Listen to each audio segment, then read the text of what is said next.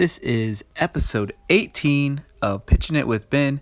In this episode, I am joined by LPGA Tour member Pajaree Anannarukarn.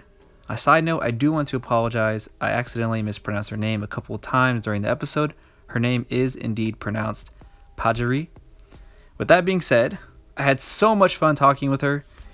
We talked about her journey to the LPGA Tour, including her really successful amateur career in Thailand, looking up to Moriya and Ariya Jutanugarn when she was young, learning from rookie mistakes back in 2019, what her go-to encore snack is. It may surprise you.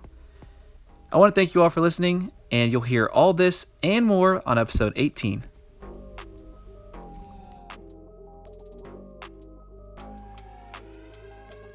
I am joined today by a very special guest, Pajaree Anannarukarn. How are you doing? Good. How are you? Thank you for having me. Oh, glad to have you. Thanks for taking some time out of your busy day. I do want to start though with your nickname, because I think this is so cool. Something very unique to, I think people, like everyone has nicknames. Most people I know has a nickname of some kind, but I think in Thailand it's pretty unique. And your nickname, Meow, right? Yeah.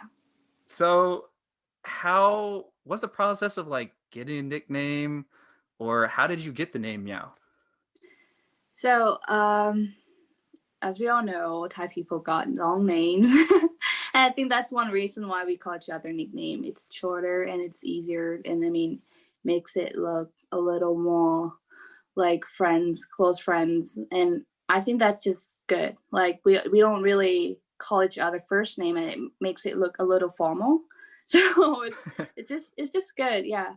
So how did I get my nickname? So my sister named me when she was 3 again. So my dad took her to the hospital to see me for the first time, and then he asked my sister, what do you want to name your little sister? And she goes, Meow. Meow. And again, like I even asked her why you named me Meow, and it's just like, I was 3. I don't even remember.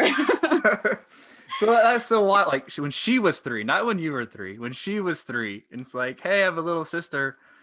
I think I want to call her Meow. Yeah. I mean, I like my name, but it's just like, why you name me Meow? It's just like for fun. But I mean, it's M, by the way. Like both of us, So her name is Mo, and my name is Meow. So Yeah. Maybe that's match. That's really cool. So, okay, getting into the golf, getting into what you've been up to. Well, first of all, I think you just recently arrived to the U.S. We're about 1 week away from the first LPGA event of the year, full field event, the Gamebridge LPGA. What have you been up to? Like, what's been going on with you? So, I just came over here about 2 weeks now, and I've been working with my coach, and just went to gym, and kind of getting myself prepared for the tournament, the coming up tournaments in this season. So yeah, we've been working quite a few things, and also I think just we didn't like I said before, I didn't really want to change much before the season start. Just a little bit, step by step. Yeah. Is there anything specific you've been working on? So I think my main goal is to play more. And then second, just let's say about my swing, I would say I need to work more on my downswing just to get more in front instead of, because my bad habit is like going a little far back coming in. So I obviously need to fix on that and work on that more. I gotcha. So what was it like before you came? You were home in Thailand. Well, first of all, what are things like over there? I think things in Thailand are a little bit different in the US as far as like the pandemic's concerned. Yeah. But were you able to play? I know that it's always hot. From what I hear, it's always hot in Thailand. We got 3 seasons. You have 3 seasons. Yeah, hot, hotter, and hottest. So what season was it while you were there? It's hot. Oh, so it was the Just kidding. quote like I mean, it's supposed to be winter in Thailand, but it's nice out there. I mean, it's just like, I think it's like 70, late 70s. So it was good. yeah, in Fahrenheit, right? Yeah, Fahrenheit. So it's like 20 something, right? 24, 25, I guess. Well, I'm just so impressed because you went to Fahrenheit, and the U.S. is pretty much like I'm not very good with Celsius. The rest of the world does Celsius, right? Like U.S. is the only one that does Fahrenheit. I'm just impressed. That makes it special, right? But like, I have to Yes. go like, what's Celsius and Fahrenheit?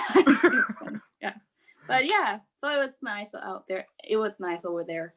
So, but I spent 16 days quarantine in the hotel, and then just got another, I believe it's like 3 weeks and a half after that before I left for USA.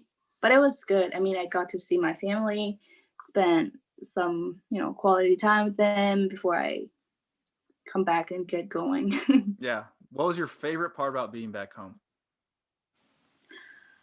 Other than seeing my family, I would say I got to eat like really good food. I mean, I didn't say food is, well, I would say I love food over here, but it's not like, back home.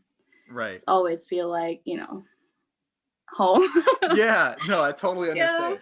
By the way, Yeah. I'm just curious because I think in the US, I think a lot of restaurants and foods will get like Americanized kind of. And I feel like Thai food is not an exception. Like if you go to a typical Thai restaurant in America, like how different is the food from like authentic Thai food and a Thai food you get at like a Yeah. typical yeah. Have you noticed like at all any like have you tried any fusion and compare it to the authentic Thai food? That's the problem. I have not had that opportunity yet to have like Oh, authentic Thai yeah. food. I think well, the way it tastes, like, first of all, I think the way it tastes, they, I feel like fusion, they can make a little too sweet compared Mm, to authentic Thai food. Like, and they, it's so hard to explain. It's just when we taste it, it's just different. But I would say most of all, it's sweeter than usual. sweeter than usual. And yeah, and some of them just kind of like what I did, like I just kind of mix it up sometimes. Like I just made Thai pasta tonight, so it's Oh. not supposed to be like authentic, but I made it anyway. So I mean, but it tastes okay, right? So maybe it's just really hard to explain. But I think it's sweeter than usual, and tastes can be very different. Some Yeah, of the dish, it's just really different. I Yeah. got you. I understand pretty much what you mean. Whenever I get some Thai food, we have like there's a Thai restaurant where I live, one, and I just get the spiciest like level that I can, because I like spicy food. But yeah. Anyway, I'm looking forward to the day I can have some authentic, so I can like judge for myself. But I think one day, of course, one day, eventually yes. you will find some really good Thai food. Well, hopefully the goal is to at some point get to Thailand. It's because Yeah, it would be that awesome to would go be to the cool. LPGA event. Hmm. Okay, so let's start from the beginning. Talk about you, how you got started in golf. Where did that begin? How did that start? So my dad really want my sister and I to get involved in any sport outdoor. Just I think he just want us to be outdoor instead of just maybe play game or just stay inside. So he wants us to do something or exercise.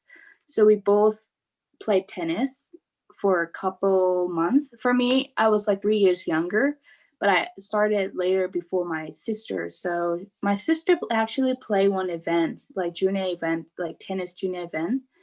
And then I played tennis for about 4 or 5 months. And then that one day, so the tennis court was right across the street from where my dad and his friends were practicing driving. And then I just went across, and then I saw them practicing hitting balls, and I'm like, maybe I should give it a try, because I was, and that's how I got into golf. And then I asked him if I could switch.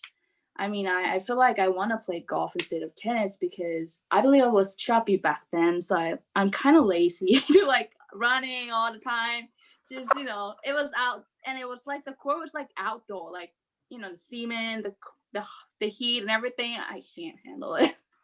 But yeah, it's just like, Dad, can we change to golf? And I'm like, I think I love this sport.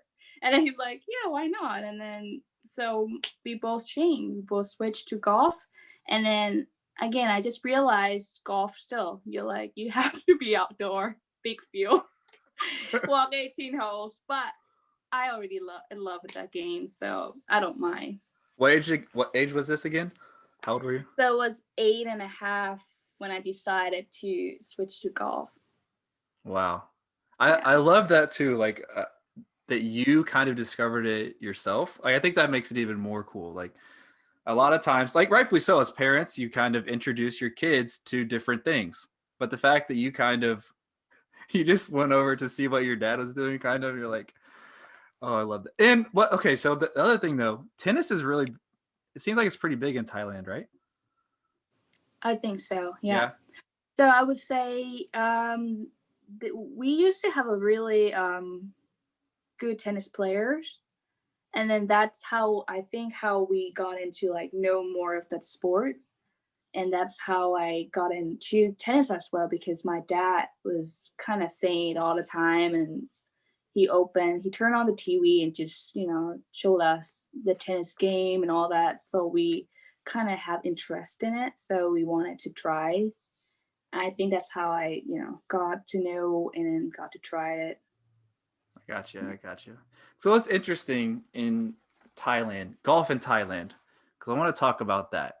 I think it's very well known at this point. Like in Korea, golf is really big. And how did that all start? Goes back to Sairi Pak and what she did at the U.S. Women's Open. And it seemed to inspire this whole wave of players that have continued to go on. Yeah. And then we have Japan, where the JLPGA Tour is probably the third biggest women's professional tour in the world. And there's pretty long history there.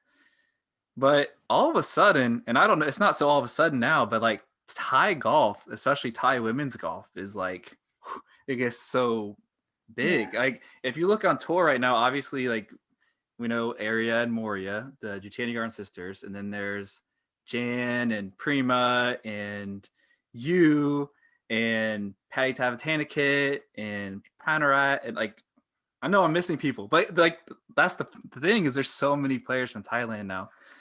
When you were first starting, how big was golf at that time? Do you like on a professional level? Do you remember? How big? I think it just started to boom that time. I think, because I think there were quite a few like about my age started playing, and then I got to meet a lot of new friends. I think golf started to be really well known back then already, but not as much as now, especially to not just the kids or it's also for the, I would say, adults. It's just really getting to be more well known back in Thailand. And I think it's good because I feel like golf is like a social sport where we can all hang out and then getting to know more people, new people, and got to enjoy the game out there, and anyone can play it. So I think it's just really good. And again, I think we have a lot of great Thai players like Moriya, Ariya, and everyone out there who made history. I think that's how the new generation started to know and started to get involved. I mean, knowing that they could maybe one day, or I think they inspired a lot of kids, and new generations. They just wanted to, I think, to become like them one day. Yeah. That's just how because I really look up to Moriya and Ariya back when I was little. So I think that's just how they, how I got inspired by them, and how I think that they just motivate me. Yeah, so that's something I'm interested about. That's Or I should say Moriya and Ariya. But they're about, let's see, are you 21? Yeah, You're 21. So you're about 5, 6 years younger than them? yeah, 4 or 5 years. Four, Yeah. 4 or 5 years. So when did you first, do you remember when you first started to hear about like the Yeah, yeah. Jutanugarn sisters? So I was at Honda Classic, Honda LPGA Thailand when I believe I was like 11 or 12 when I first met Ariya. And then I think Ariya was still amateur back then. And then she already got into play the professional event. That's really cool.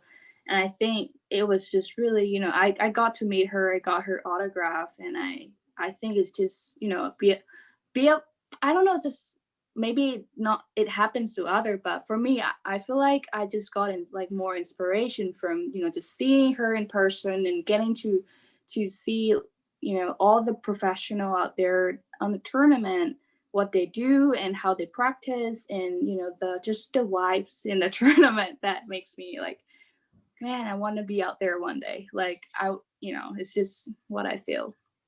Yeah, that's And so cool. That's so cool because I remember watching some videos. There's some videos of like a young area competing in the Honda LPGA Thailand, and yeah. then the fan support too. I think that fans are usually pretty good, but whenever you have someone from your own country, like they're like people want to come and support, and so you were a part of that crowd, kind of at least. So you got to actually go to an event. You remember going to the professional event, and how are things going for you at that point? Like you were playing competitive golf by that time. So, so I was started playing when I was 8.5, and then I spent about almost a year before I really play in a junior golf event. And then yeah, I was in already started competitive golf. So that's just why I want to go out there and then see all the pros and then get to know what they're doing during a tournament. And I don't know, it's just really that's just what I like. I want to be there and then see them. It's just like they're my idols, inspiration, Yeah. whatever we call it. Do you Yeah. do you remember any other players or any players that you were really excited to see at that time? So other than Thai golfers, I've seen Paula Creamer. She was my second favorite other than Thai people. I mean, like I really see, like I said, really look up to that, like Moriya and Ariya back when it was already, even still they're like still amateur. I still really look up to them. And again, I think Paula Creamer, Michelle Wee, Carrie Webb, and who else? Rolla Davies, and yeah, there's IK Kim, a lot of great golfers that I really Wow. look up to. Yeah. Yeah, those are some really great names. So, I mean, I want to come back to your amateur career in a minute. But while we're talking about this, when you became a member of the LPGA Tour, is there a part of you that flashes back to that like child, the child, the young you, where you're like looking up to all these players, and all of a sudden you're getting to like play with them, get to know them. You're on the same driving range as them, and then you're on the same golf course as them, competing against them. Do you remember your first kind of reactions once you got to your first LPGA Tour event? I think it did, yeah, flashback. But I would say the first time that I feel that way was when I got to play the Honda LPGA Mm. Thailand. That's like my very first LPGA event that I was invited as the amateur. And that's this flashback, of course, because that's where I first met them, Mm. and that I got to play in the event where I was looking up to one day that I could play. And that day came and I was really excited, and that just always remind me of the day, like a very those old days when I was little and really looking forward to play with them one day. And when I Right. was able to walk alongside with them, it's just great feelings. Yeah.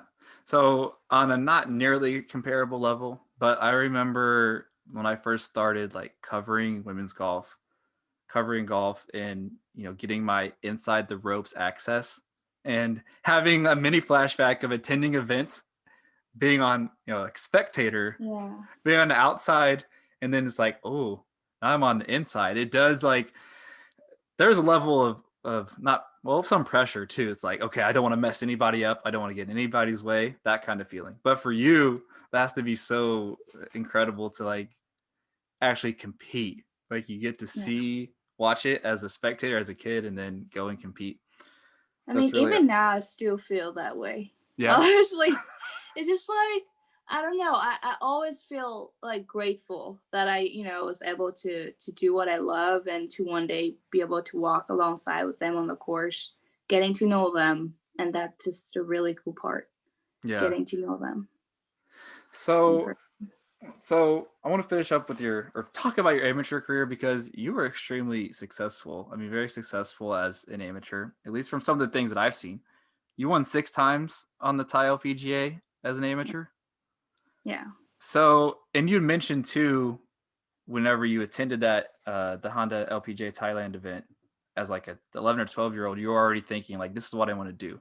So like professional golf was definitely on your mind, like from very early on. Yeah. I mean, I used to dream of becoming scientist just to kind of mix water, the color water thing. But it was like really little. But then I think it just kind of disappeared after I got involved to golf. I mean, I'm in love with the sport. Yeah, like you said, I just really knew like what I want to do when I grow up. Like, I want to be professional golf. I want to play on the LPGA Tour. That's just like my goal and my dream. Yeah. Is there a moment that you had where you realized that there's a possibility that you could play on the LPGA Tour? I would say yes. So that's why I feel like that there's like I was like 15 when I came over to play the AJGA event and USGA event as the amateur. And I feel like this is where I want to be, like where I want to compete, where I want to, like I just learned a lot from playing those events, junior golf events over here in the States. That's why, I started learning English back in Thailand, went to school, international school, just to be able to speak. Well, I'm still learning, but yeah, but I'm getting there. So you're doing great. Again, I think when I was 15, 16, and when I played back, when I won a few times in the pro events, I feel like I want to, I've got a lot of experience here, and I hopefully one day, I think these experience will teach me something, and then I'll carry on to, the next. And then, yeah, here I am. I think I'm still learning. There's a lot to be learning, and I learned a lot from the past year, especially on my rookie year, all those like Monday qualifyings and all that stuff. But yeah, I think I just maybe 15 and 16, and how my golf game just kept getting better. Yeah. And that I think that's when I thought I could be out here. So you ended up turning professional in 2017, right? Yeah, so after I graduated from high school, and then I decided to turn professional just because I feel like maybe it's gonna give me a little different feelings, like from amateur to pro. So I went to Q school that year. So I turned professional, and then I went to Q school just to kind of, hopefully give me the feel of it. So I got into final, but I didn't get through the final stage. So I got this Symmetra Tour card, and I play professional, like, how do we say it? Play professional golf. Play the Symmetra Tour, start as professional officially in 2018. Yeah. So real quick, because this is not a very common occurrence, is you turned professional, you went to Q school in 2017. Yeah. And in stage 1, where you're competing against like hundreds of other girls and women.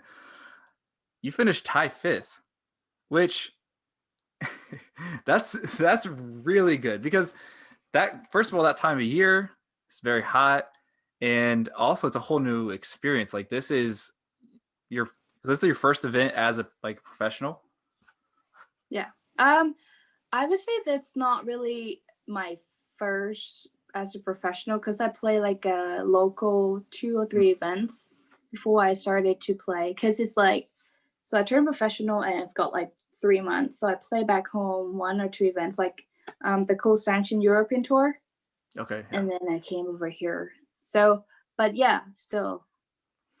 Well, there's just not a lot of 18-year-olds, at least that are. Were you 18 yet at Q school? Yeah, I was Okay. 18. Okay, so there's not a lot of 18-year-olds that are coming into Q school, because I've talked to a lot of other players that like Q school, even good players, Q school is not easy, and I'm sure you know that it's not easy also. But playing that well, especially you're at a golf course that hosts a major championship every year, that's pretty cool. Do you remember your first feelings when like your first feeling you had when you got there? It was hot. Hotter than Thailand. I just like I didn't know it's gonna be this hot. I'm like, oh my god. But it's a dry, like it's not as humid as Thailand, but it's hot. It was hot. I mean, even the breeze, like I can feel it. Yeah. I'm like, I thought I was in steam or something. I'm like, yeah, but just it was a great experience just to, to play in that condition. Yeah. Kind of and then taking your first steps towards your goal and dream of getting to the LPGA Tour. So 2018, you played on Symetra Tour, as you mentioned. You had, I believe, 4 top 10 finishes. Yeah. And what else did you do? Oh, you had a tie for second. Nice little tie for second there. What was that year? Because I think Symetra Tour, it's not easy. I would say it's competitive, which I don't think a lot of people realize how competitive it is. But then the grind of like it, I think you played 20 events is what I read. Yeah. You played 20 events that year. You're playing at kind of smaller places throughout the U.S. It can be some long weeks. Can you talk about some of your experience on the Symetra Tour? So I think it's a really good learning experience from that year. So that's like my very first official year out in the US. So I got to learn more. I mean, from traveling in professional life, and every week how it's like how we manage our time throughout the week, the tournament week, or even the off week. I think that's just how I think we all professional need to learn, especially for me. I think it's a good learning experience. And I think just the traveling part that kind of bothered me a little bit, but I think still, like I said, I think it's a good learning experience that I got to travel long way from one side to the other side. And well, the good thing is, I think I think I remember just seeing all the sceneries along the road, and just I think it's just when you see all the positive side, you see a lot of it, like all the good side. You just really appreciate things around you. But Yeah. yeah, again, it's not easy, but I think it's more like challenging, but it's fun at the same time. Well, it's quite the introduction because the U.S. is so big. It's like the only country I've been to outside the U.S. so far is Korea, and realizing like Korea is so like small in comparison to the U.S. So just traveling. So you did a lot of driving during that Symetra Tour year. Yeah. So Yeah. we didn't fly it a lot. Just we rent a car and then we drove around. Yeah. Did you have any of your family with you? Yeah. So I travel with my dad. Okay, that's good. Having a Yeah. good support system. I mean, I can't imagine going to a new country, just taking on this journey without Yeah. someone that's pretty close to you. So For sure. end of 2018, you go and compete in the first Q series. So you got to do like the last Q school, and then you got to play in the first Q series. Yeah. What are some of the like? What was your experience there at Q series? What was that like? So it was cold. Okay. So I think it what different from the Hugh school was they said for 8 days of 8 rounds of tournament, and we play 2 different courses, and that's during those time, like that time of the year was a little cold than I thought it would. Then yeah, um it's just a whole new experience, I guess, playing 8 rounds. Like I remember like going through fifth rounds, sixth round. I was like, I play a lot of golf already, and I thought it should like normally it would be 4 days, or I mean 5, right? Right. But this is like already 6, and we got 3 more, like 2 more to go. But it was a great experience, and I even had my dad on my back during the Q series, which I think he helped me a lot to get through it. Yeah. What do you think? Other than okay, what was tougher, the mental grind of it all, or the physical toll that during that week of playing 8 rounds? All of them. I can't choose. Yeah. It's just a lot of. I mean, mentally and physically. I think it's just all of them. You really have to be, physically strong, mentally strong. But most importantly, just always have fun. I mean, no matter what happened. Right. Just like that's just what I always like. I remember I just kind of remind myself, because sometimes we can get to like we think a lot. I think our minds get pretty like far too like forward. Like we think a lot during the Q series or during Q school. Right. Really need to get yourself together. I think that's just like one like my goal for that week. Yeah. And just play your game. When you have 8 rounds, like you kind of said, after the 5th round or during the 5th round, you're like, oh, we're not, like there's still 2 more. We're going to your 6th. Like there's still more. It's like mentally being ready for that. So you end up finishing tied 39th. You gained some LPGA status for 2019. So you're a rookie in 2019. And this is of course, the tied 39th. It's not, you did not get full status for 2019. Well, so I thought because I thought I've got the full status, but just because because of the Q series and how the system changed. But still, yeah, we didn't get full status. Oh, I mean, when did you find out that you didn't? Just the priority list. When the priority list out, I just realized, it didn't really. Well, it gave us more opportunity, but still, like it really depends on the field, the players, Right. So I think this is where, me personally, I remember seeing your name a lot. Was you were doing well in Monday qualifiers? Yeah. If I remember correctly, I was like, whoa, Pajaree's like another Monday qualifier. Like she got through again. Like in Monday qualifiers you have to go pretty low. Like it's not they're usually pretty tough. You have that 1 or 2 spots that are available. Yeah, can you talk about some of that experience Monday qualifying, what that process was like? So I tried. I didn't get in the first 2 actually, but I just really think it's still there's I believe I would somehow get into play. Well, I just see like there's hope. Like, well, as long as we keep playing good, I mean, just try to play your A game on that day, obviously. But I trust and I believe that eventually I'll get in. And and then my 3rd and 4th, and just keep on going. So it's just really cool how I got to play my very first. So I missed the first two, but again, I will continue to do, my best and just try to bring my A game out there again.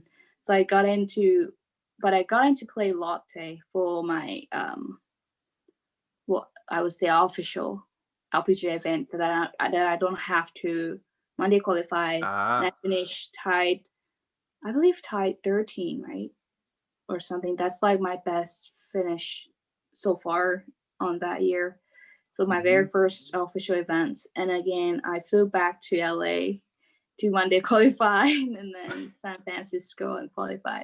But yeah, it was fun. I mean, I think it's just it taught me that we've got just one round, but all you can do is just go out there and try to make every putt, try to make a lot of birdie out there and just be aggressive. But again, just try not to make any errors as much as possible. Just right, because since we just got one round to go. But yeah, it's fun. Like I can't say it's easy, but I was lucky enough that I play well, and then I got through it. Yeah. Do you feel like you are naturally a pretty aggressive player? Is that like in your nature? Do Monday qualifying, that style, like needing to make quite a few birdies, does that fit you? Of it, honestly, I wasn't thinking of anything at all. Yeah. Like, so I knew I had to be aggressive, but sometimes, well, the first two, what I learned from those events that I missed, I feel like, okay, I wanted too much sometimes. Like being way too aggressive doesn't always like go well, right? So just really play your game. But you sometimes if you really want to make it, then maybe you pay more attention to it. But again, paying more attention can be, like a thin line, like you being too intense or you being too like, I don't know, then you wouldn't do as good as you normally do, like, because you're being too way or pay too much attention to it. But again, I think maybe a little bit aggressive as a player. Just really depends on the situations, Right. honestly. But mostly just if I can, if I can be aggressive, then I would. Just a sign of a mature, very good player. You got to pick your spots, know when to be aggressive, when not to be so much. Yeah. So the rest of that rookie year, though, you ended up getting 19 starts and you made the cut in 16 of those events. That's pretty good. And then Thank you. yeah, of course. And then you finished fourth in the rookie of the year rankings. So it's a good year. And I remember watching at KPMG at Hazeltine. I think you finished tie 14th, which is I think your best finish in a major to this point. Yeah. But I remember watching you play actually because there's a couple pictures. Did you play with Lexi? Yeah. Was that in the third round or the fourth round? I think the third. The third round. That was I the think it was rainy day, right? Yeah. That was such a big golf course. Oh my goodness. Yeah, I love the course. It's beautiful. And well, it's tough, but it's beautiful. Well, yeah, but I had fun. What are some things you remember about that week? Like, are there any lessons that you learned from that week you took away? Lesson I took. I would say I need to work more on the maybe long irons, just because when you play in the windy condition, you might require it might require you to play a more of a lower shot with long irons, and also when the major conditions can be a little harder than usual, right? So you gotta be more because I think I didn't ship it well during those weeks. So if I can be better at it, like around the green, then that would save my score a lot. And By the Definitely. way, by the way, I'm cutting you off. I apologize. But this is Sorry. you finished 7th in 2019 as a rookie in sand saves. So that's not pretty good. That's really good. What Thank you. what What? you like? Like you like? Well, obviously, no one wants to be in a bunker. Like you know what? Yeah, I prefer being in a bunker compared to rough. Compared to the rough, yeah, I'm not gonna lie, but I prefer bunker. yeah. Well, Oh well, it just really depends on the rough, like how thick it is. right. If it's like going really thick, I would rather end up in the bunker and I slide.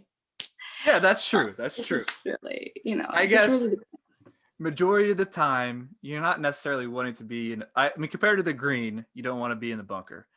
But but when Yeah. you are in the bunker, you're really good. What's the secret? What's the secret to being a good bunker player? I'm like, okay, bunker play. I'll say. But yeah, I think it's just I like it. I feel like I'm a few player. Maybe that's how. I just feel like how much I want to go. Like, see, I'm not really good at teaching, but I can try.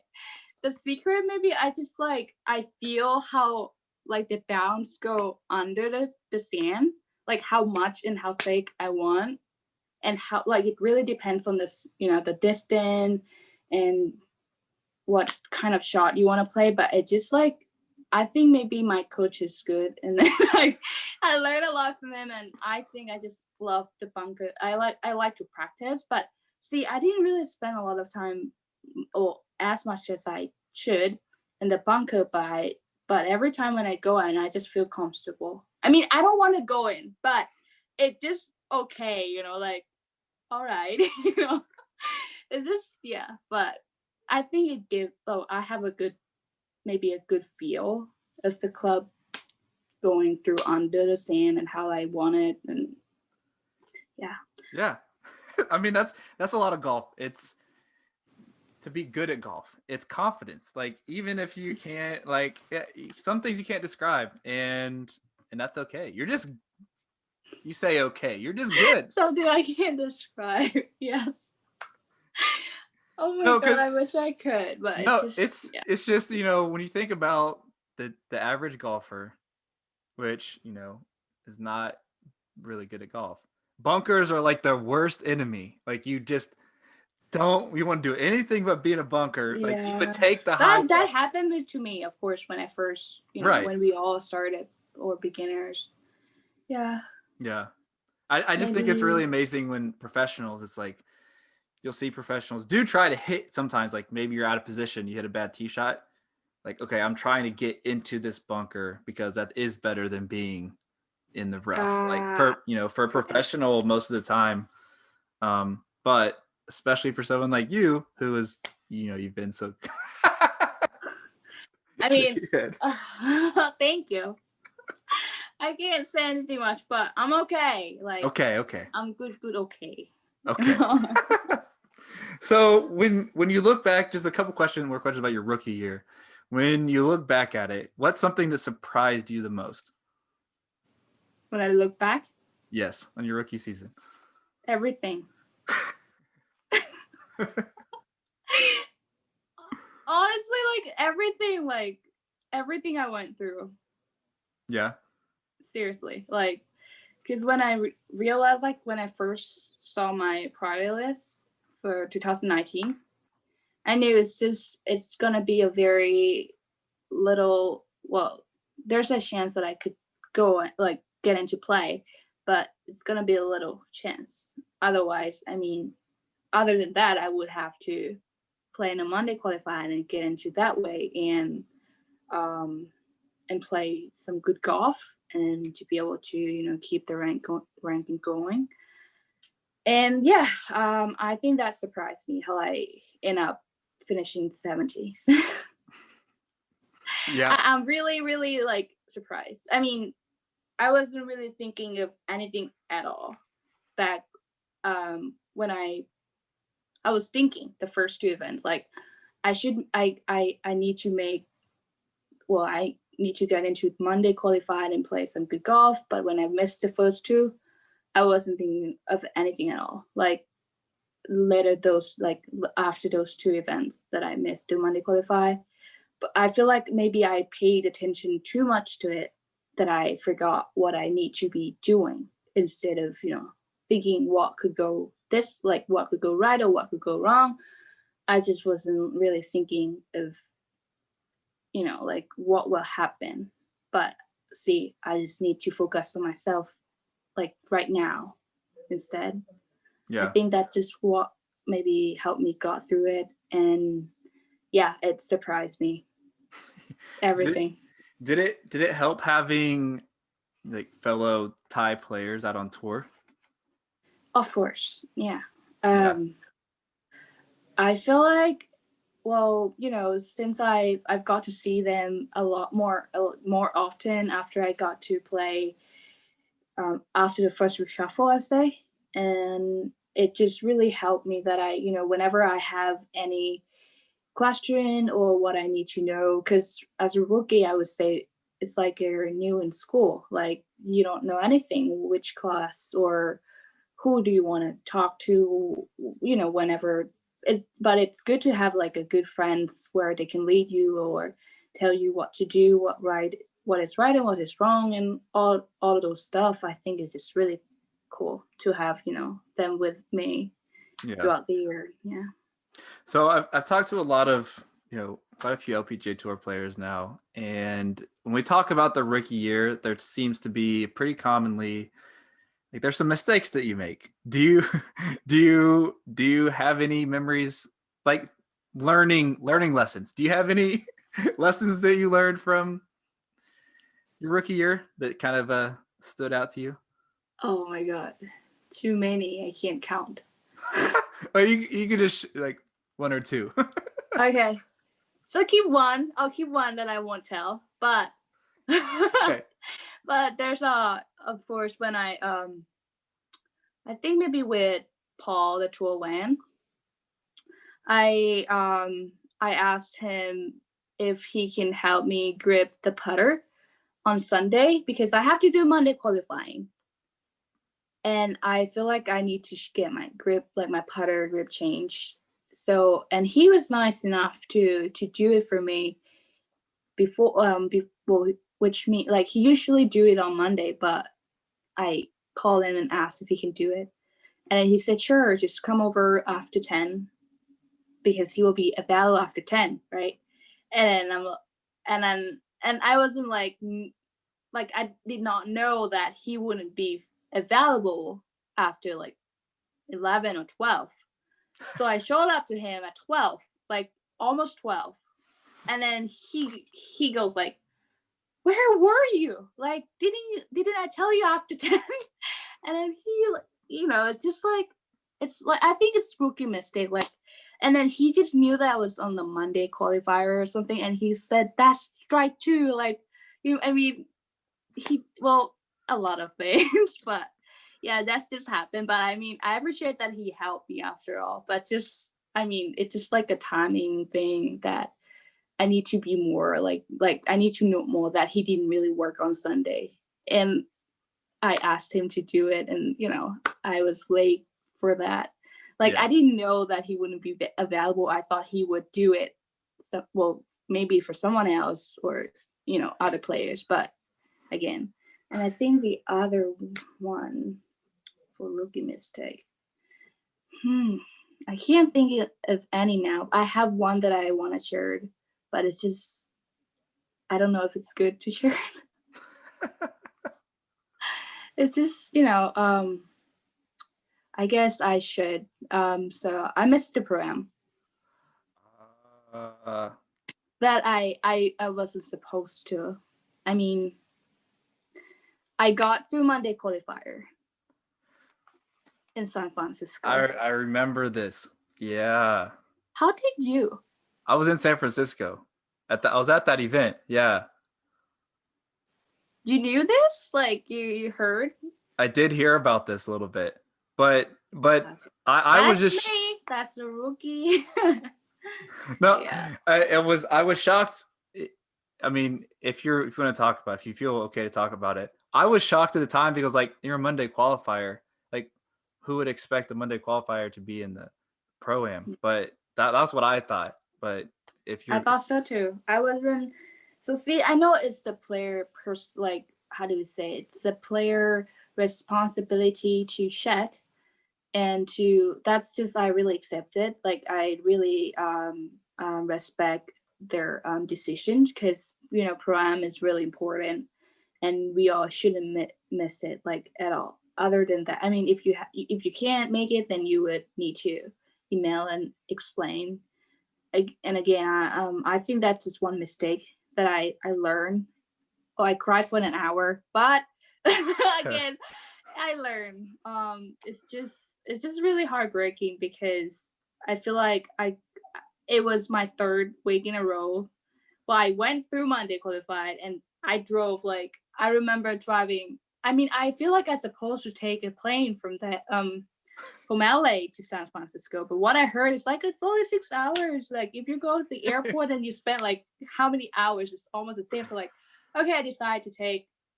We drove up there and arrived at 2 a.m. in the morning, and then I woke up at later in the day because we had the afternoon round, which is good, and then I ended up making through the Monday qualified, and I was so happy. So like, okay, I got to rest like on Tuesday or something, and so I showed up on Wednesday afternoon, like to go practice just normal before kind of getting myself ready. And I saw one of the rules official came over and then call me like, Pajaree, where were you? I'm like, yeah, Dad, like someone's looking for me. I'm like, oh, it was funny. Like I didn't know like the rules official name, so I'm like, who's Dan? But now I knew it. Like so, okay, so like one of the rules official, because I supposed to show up for pro-am, but I wasn't there. So it took me to about 2 hours, 1.5 hours until I got my kind of feedback or response back that I need to withdraw from the tournament just because I didn't show up and that one reason that I didn't receive the email. I know it's just like we all learn and we all make mistakes, but it just it I learned and I was a little upset, but just thank you for those experience. I mean, it can happen, right? Yeah, for sure. I mean, if you go back to the history of golf, every level, LPGA Tour, PGA Tour, whatever, amateur golf, whatever, like it's just it's always unfortunate when you have to learn something like the hard way. Like, why do I have to learn it like that? But I bet since that time you've maybe looked closely at different rules. Like Yeah. you're definitely prepared, and Yeah. that's the thing. And also, Yeah. thankfully, you're very young, or is your rookie like early in your career, and you played really well after that. You didn't really let it like hold you back after that. So that's good. Yeah, so on the bright side, I was just like, okay, Dad, just go for a one day trip in San Francisco, and we just took some rest. I mean, a well deserving, but again, it's not a I was upset, but I know it's just a learning experience again. But we had a good time in San Francisco. I love the course. It's so challenging, by the way. I wish I could play there, like but it's all right. Yeah. I'm looking forward to play that event. That really was challenging course. Medi Hill. It's a challenging course as It a is, spectator too. It's just like a lot of hills and actually, like I remember the final round of that event. Jungwon Lee 6, she like went crazy, like the back nine. She had like 2 eagles or something, and it's like she wasn't in contention. All of a sudden, she just went like surged, and I was like, I don't have any pictures of her. I had to run like 3 holes. Talk about exhausted. But yeah, it's such a beautiful course. You will be ready to be back, hopefully like 2021. It's coming up. We're just a few months away. Yeah. Just touch on the 2020 season real quick because it was a very interesting year. You played the first. That's a nice way of putting it. But you played the first 3 events, I think, and then pandemic happened, and you had about 6 months of no LPGA tournament golf. I think that you. What? First of all, what did you do during that time? 6 months off. You probably haven't had 6 months off like Yeah. ever. Yeah. So I mean, I still practice. I still go on golf. I was lucky. Well, we were lucky enough that the courses here didn't close. I mean, back in Thailand, it was closed for a few months though. I think like it closed for about a month before it reopened. So I decided to cook more, and I started painting a little, and I read a lot of books, I think, and then I work out, and then yeah, I was trying to learn, like I was trying to cook more during the pandemic just because I think it's fun. But again, I think I can break, like I couldn't bake any dessert or anything yet. I tried, but it didn't go well, and my sister said you shouldn't do it again. What? So like I should believe her. It's just, well, I tried and it wasn't good. Yeah, One but time, just one time. no, I did it like 2 or 3 times. But Uh, see, I didn't like put in any sugar that much. That's why it didn't turn out as good. no sugar in dessert. Yeah.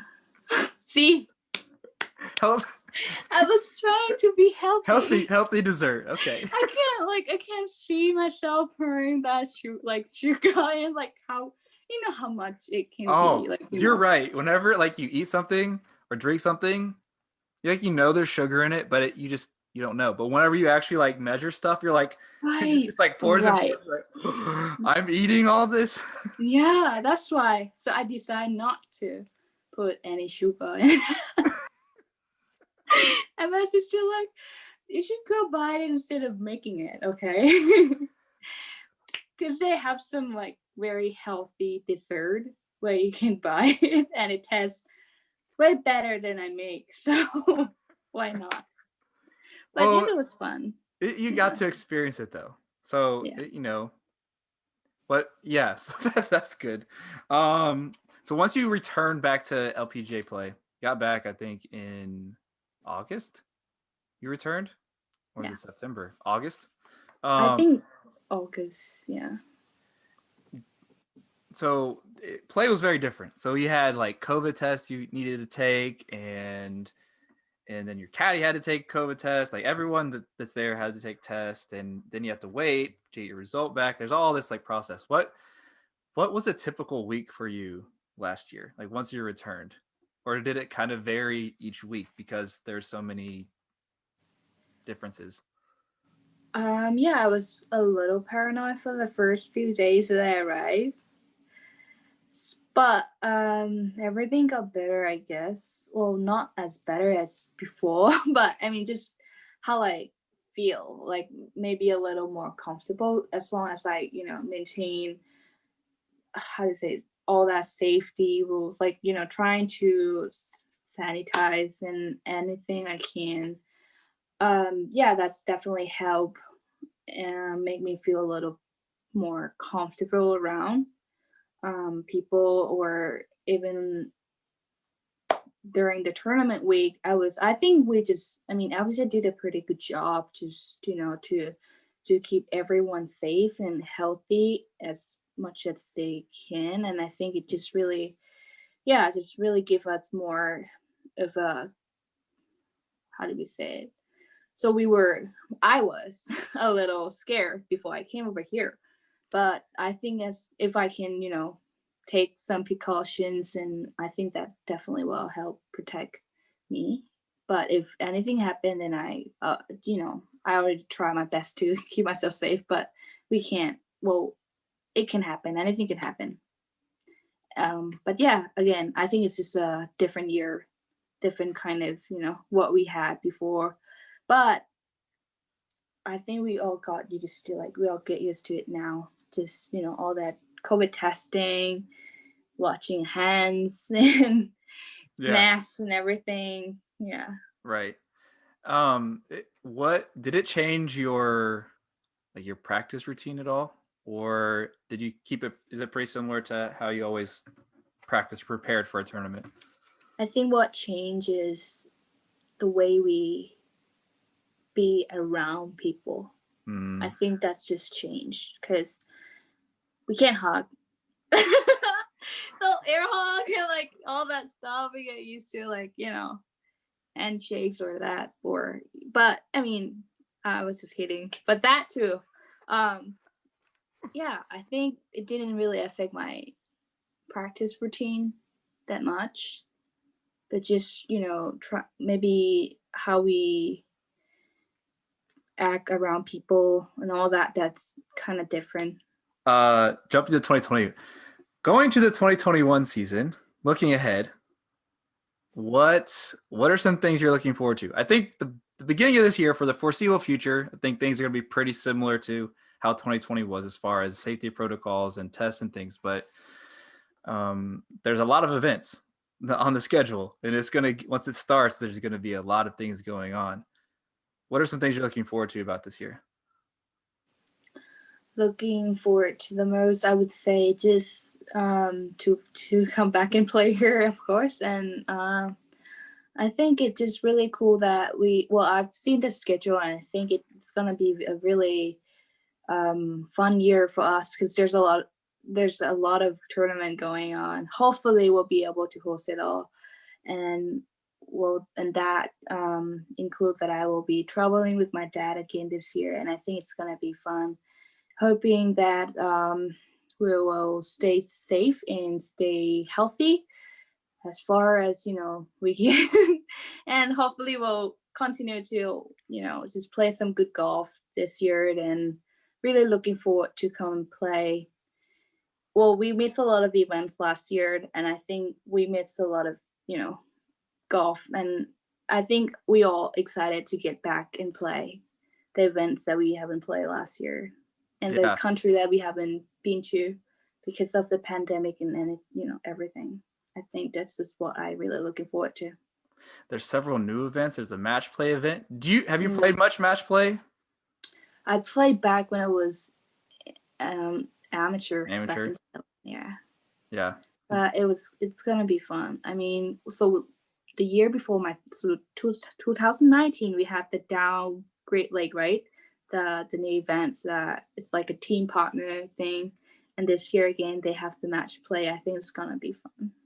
Yeah, the team event at Dow was so much fun. I don't know how you felt as a player, but I was there the first couple. I had to leave early, but I was there and actually got a great picture of you on. So nice of you. Oh yeah. At 18, that nice finishing hole at par 3, surrounded by water. Yeah, and how they turn on the the song, the music, and everything. Yeah, that's nice. I think that I saw golf is a game, you all love it, and I think there are different everyone smiles at some point. Usually, most people. But that week, I felt like there was more smiles than I've ever seen at any other tournament. Just across. That's true. I think that's true. Yeah. I think we enjoyed a lot. Just, especially playing along with the partner and how we, helping each other out and rooting each other and then, supporting each other. I think that's just really cool. I like it. I like playing there a lot. Okay, almost done. Just I want to ask a few quick answer questions and then a couple rapid fire questions and then Okay, I'm not so good at this, but I'll try. Well, it's Is it hard? What's the question? I don't think well, it's not too hard. Just okay. This one's more about you. The first few and then the last few will be rapid fire. So first question is, when you're not playing golf, what do you like to be doing? As the Hobbit? Yeah. So I like to read and I like taking photos. Not just selfie again. I post a lot of selfies, but I like taking like landscape and or other than portrait or anything. She I said don't post my pictures where other than she said not just selfies. For anyone that's like listening, if you follow Pajaree on Instagram, I'm sorry. no, it's great. It's funny. No, but it's really Yeah, funny. I like taking like real like a photography photo So thing. you have a camera? Yeah, I do. But I don't really bring it over here. Like I feel like I don't have much time, so phone cameras works too. Why not? Today, like the phone cameras are so good, but it Yeah. also just another thing to worry about, like traveling with it and just yeah. I understand a little bit about the camera, but that's really cool. So maybe this is similar to this next question. What is something about you that people may find surprising? Like, do you have a special skill or a talent or something? Oh my god. I need to work on this. See, I still can't figure like what I was what special talent. I can eat all day. Does that does that count? Yes. Okay, if it does count, then yeah, why not? Eat all day. Yeah, I can eat all day. So you're a fan of buffets? What? Are you a fan of buffets? Like food Like buffets? what Like is that? the restaurant where you can go and just like you pay whatever and then you keep going up to get more food, like as much as you want. Wow, I haven't heard of that. Really? Yeah. Oh my goodness. How can I miss it? I don't know. I don't know. Yeah, it's just yeah. I think I'll have to find a special Yeah. house. I think you have some. Other than eating Other than eating. all day. Are you superstitious? I am, I think. Yeah. Yeah, superstitious. I Any think so. anything specific? But I've tried not to now because maybe sometimes we got in too much. Like, cause our religion, like Buddhists and all that, we have. I think I don't know if this count, but I pray before like before I go to bed or in the morning, and sometimes it's just like I use golf ball only number 2 and number 1, and sometimes I feel like I need to switch number just because I don't know. I feel like this is what I think, like superstitious, I guess. And then the tee I pick up, like each time I play, I normally pick up 5 tees. 5. I don't pick 6. I don't pick 4. 5. I don't know, but I need to. I mean, sometime when we going, well, 1 and then it's going add up again. You keep like making yourself a little hard for you. Sometime that's what I feel. So I have to be like more laid back and just really, don't think a lot or anything. But why not? I guess what you do well, then you keep continue doing it, right? For sure. Yeah. No doubt. I will not get into my personal superstitions because that would take way too long. But Wow. but Really? Share some. Why not? I don't know. Give me one thing. One thing. One thing. I want to sound like too weird. Okay. So like when I'm driving, okay, so like say I'm driving and I get to a parking lot. I have to pull through, like drive through. So I can't I want to drive all the way through so that my car is facing, I can drive out of it. Does that make sense? I want to drive through the first parking spot into the second one. And then before I park, I have to, I have to put it in reverse and hit the brakes twice and then put it in park and then stop and get out of the car. Why? Why do you have to? I don't. That's why it's super. I have no idea. Do you? But Do you know? you're still doing it, right? I mean, almost every time. Yes, every time I drive. Yeah. Maybe So that's I don't know. It's what we believe in, what we think. you, I'll share one more because car related, and I'll get judged a lot for this, but I don't really mind. I actually have not. I stopped doing this, but through all of high school, so I got my driver's license when I was 16. Until I was 19 or 20, my rule every time before I got out of the car, the last song that played had to be Beyonce. Wait, does she does her song give you some vibe or anything? Like, it's, I don't know, gives you some good mood, maybe? It's good vibes for sure. I mean, it can't be Yeah. like Beyonce, especially like, yeah, Of she course. hyped me up. But Yeah. ready Maybe to that hyped dance, you up. ready to Yeah. dance. I'm not. I'm like really a pretty shy person. Mm-hmm. But I remember when I had to do it even when people were in my car, and people be like, I like get to a point where I'd park, and then I'd be like, okay, we can't get out yet. I have to play Beyonce song first. I got to stop, get my phone or iPod at that time. Okay, have to get a Beyonce song on. Play it, even if it's for like 10 seconds. Okay, we're good to go. And that was it. Nice. So all good things. It's all good things. Yeah. I don't know. What is a skill that you wish you had? Be able to speak many language, I think. Oh. That's the skill I think I want to have. Can I have one more? Yeah, of course.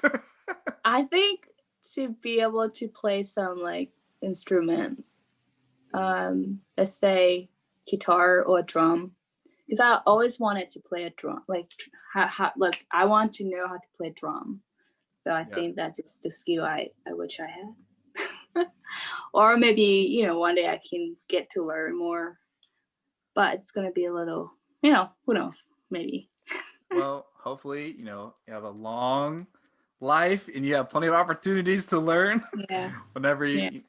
So I'm so jealous. I wish I had that skill too. My sister is a very good singer, and I am not. I'm not musically inclined. Well, practice makes perfect. Yeah. Okay, that's true. You can sing in the bathroom. I know when you hear it, I guess. That's true. Thank you for the encouragement. So, do you like to do karaoke? I know I'll see like May and Mo and Jan and Prima, like they'll do karaoke a lot. Yeah. Do you like to do karaoke? I do. I think, but it has to be with my close friends. Okay. I understand. Because when you go to karaoke, it's like you don't really want to sing. Well, for me, my preference, like I don't normally sing nicely.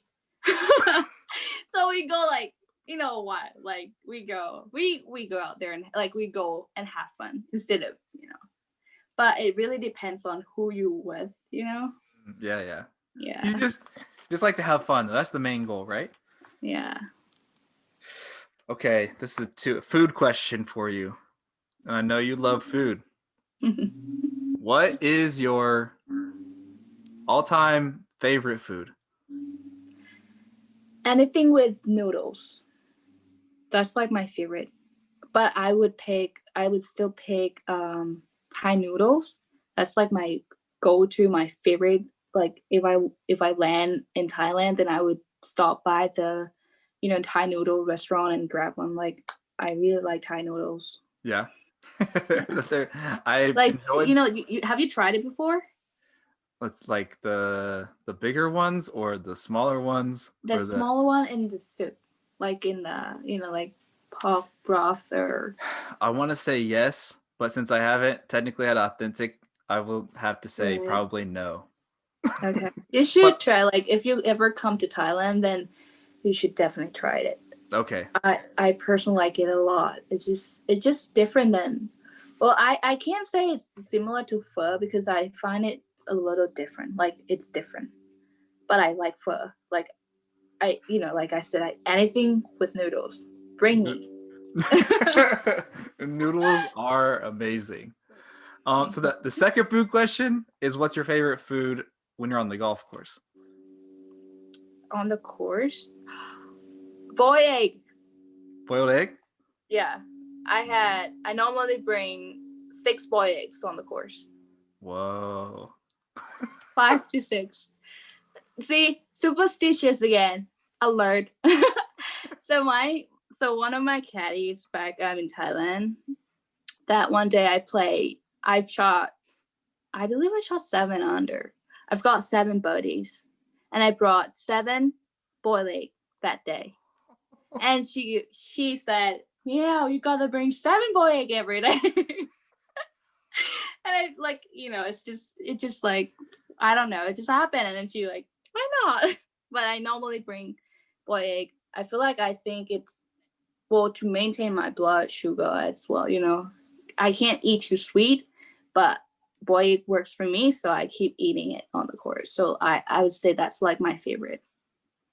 That's good. And I would guess that do you take the shell off before? Like, do you make them yourself, or do you go to a store and buy them already?